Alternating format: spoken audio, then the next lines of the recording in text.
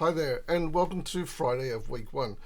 Well, the discussion boards are absolutely flying. It's great to see so much activity in the week one discussion board. So thank you very much for engaging and exploring Canvas and getting to know the layout of the unit and of the groups. I just want to take you through some more navigation tips in Canvas.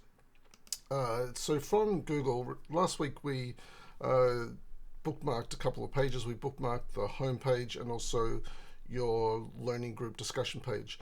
Well, let's go to the home page and just do a quick recap here that this is where Tanya puts her announcements. So clicking on the announcements in the unit homepage will bring up Tanya's announcements.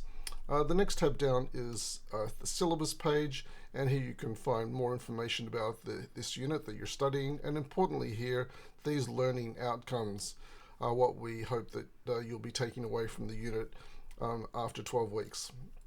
The next tab down, this is where you'll find the modules, and just quickly, look, let's have a look here. Look, in week one, if you go to week 1.3 module, you'll find here the essential reading. And the essential reading this week is the future work skills reading. The essential readings you'll find usually at the bottom of the page, but at the end of the week, when you're reviewing your learning, I highly recommend going to the week in review section, because here you'll find a list of all the readings from each of the weeks. So in week one, there's only the one reading, the future work skills reading, but if there was more than one reading, this is where you would find them in the week in review. The discussion obviously takes you to the discussions for this unit, for your group, and here are the assignments. I did have a question this week about where do you find the questions for assignment 2? Well, this is where you find them. So go to the assignments tab, and if you scroll down to assignment 2, you'll find the assignment brief. The assignment brief is made up of these 5 tabs, and you need to click through each of these tabs and have a very close read of what's required for the assignments. The assignment criteria is probably the most important section of the assignment brief, because this is what we're marking you on. So go to the assignment criteria and see what we're marking you on, and this is the criteria you need to fulfill to pass each assignment. Each of the assignments has an assignment brief. For example, here's the assignment 3 brief. It'll be a little bit different, but they all have the assignment criteria tab, which is what we are marking you on. Alrighty, let's go to the group discussion now. So I'll just go back here and go to my bookmark for the Learning Group 1 discussion. And I want to draw your attention to, well, look at all the discussion that's going on here. That's amazing. I'm really happy to see that. The Dream Careers discussion, I've just made a post here. I'm going to use the page down key to quickly scroll to the bottom of this page, passing all your wonderful posts and comments. And here I put a deep focus exercise on the Future Work Skills program. So this is to draw your attention to the importance of the Future Work Skills reading. I popped a link for it here, and this is a summary from what's within the reading. It talks about 6 drivers of change. So these larger circles are the 6 drivers of change, and these smaller circles are the 10 soft skills that are associated with the drivers of change. Now, don't worry too much if you haven't done the reading now, and I'm using words like drivers of change and soft skills, and you're not familiar with it.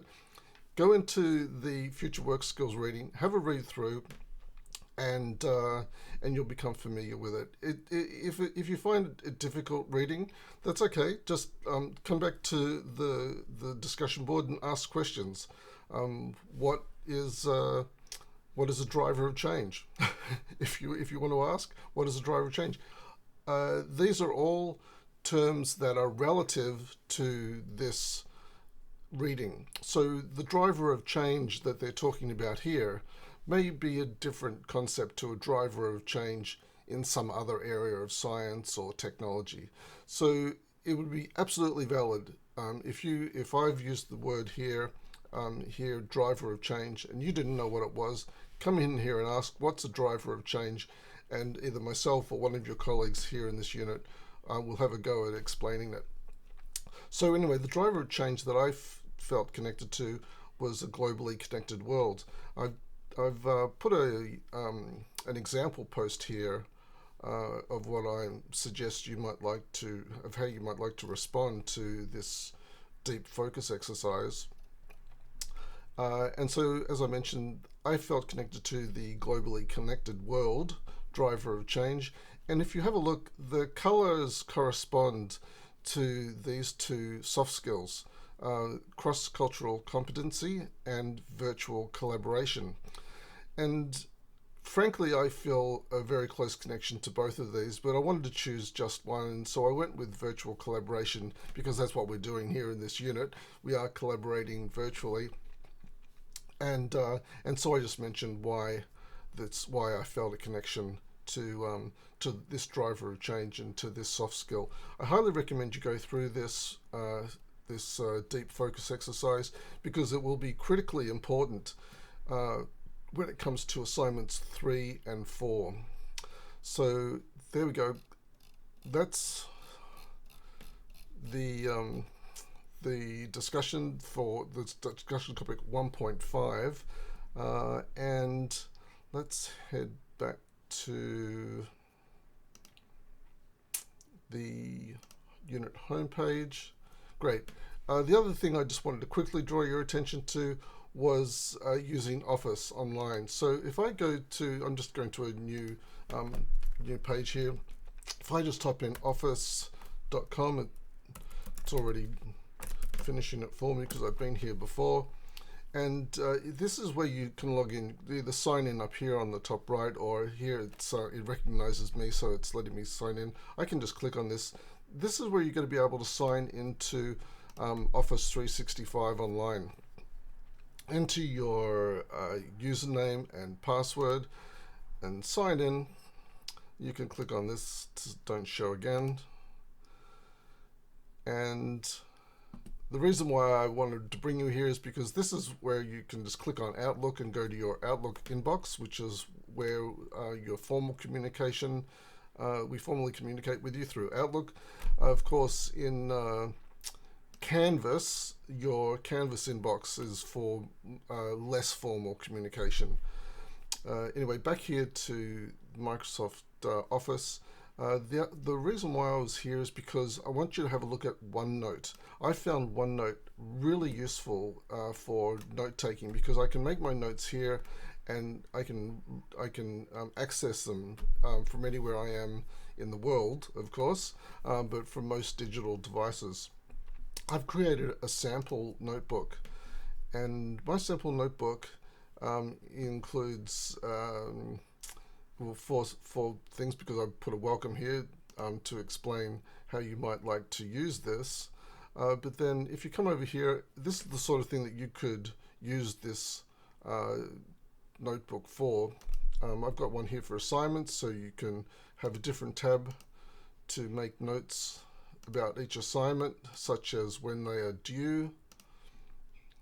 There are also an opportunity for notes from each week, each weekly module that you work through. If you wanted to, you could create a tab for each of those.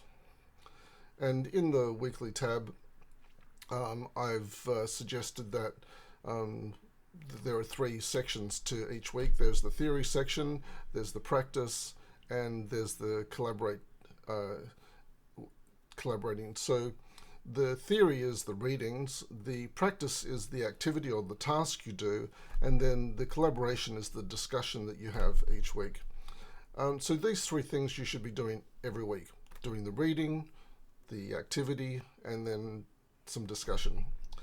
The other engagement here you might like to pop in is who you're communicating with. So you might like to put my contact details, or you might like to put other contact details here as well, so people who are in your group.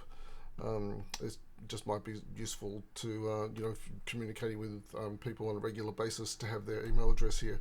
Look, I'm going to stop right there because I've gone on far longer than I had expected. But hope that helps a little with navigating Canvas, and I'll come back with more tips as well. I'm also going to be in the discussion boards this weekend, responding to your posts in the 1.5 discussion, and also having a look at week 2. Great to see you. This example was for used group 1 as an example, but of course if you're in group 2, 3, 4, 5 or group 14, because these are my 6 groups, then the same applies. You can just work through this. If you can stop the recording, go back and come through and see if you can make use of this information that I've passed on to you today. Well, that's enough for me. As you can tell, when I don't have a script, I ramble on and babble. But for me, it's bye for now.